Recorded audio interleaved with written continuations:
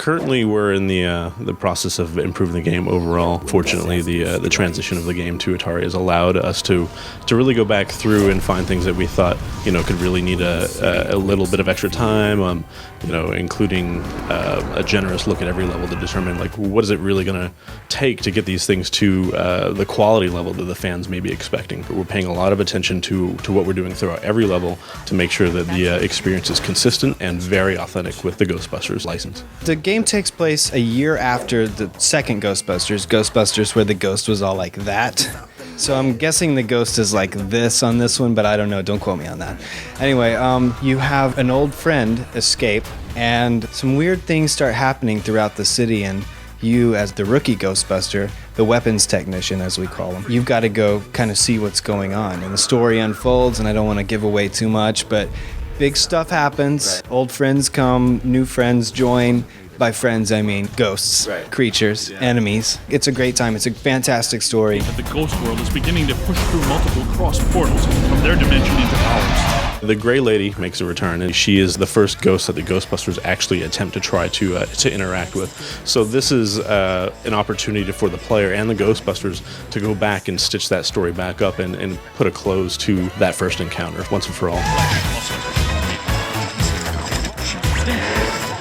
This segment that we're showing today is the second of the two-thirds of the library level, and what it really shows is a lot of variety in the type of gameplay that we're offering throughout the game. We have environmental puzzles, we have interactions with the level itself where you find secret passageways and chase various ghosts through these environments to come to a pretty cool conclusion at the end of this segment. Stay Puft is in the game, and there's a good explanation for all these characters reoccurring. It's not just a one-off encounter where we create some contrived role for them in the game. There's a legitimate reason for why these creatures are returning back to New York and why they're wreaking havoc.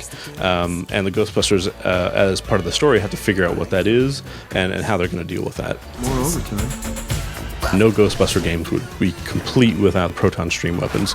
We knew that had to be perfect, or the fans would be on us like crazy. And one of the things that we really liked is the dark matter weapons. It's essentially a stasis beam with an alt fire of a shotgun particle-like effect that makes for a really nice 1-2 combination where you freeze an enemy and then just shatter it, sending its pieces flying everywhere throughout the area.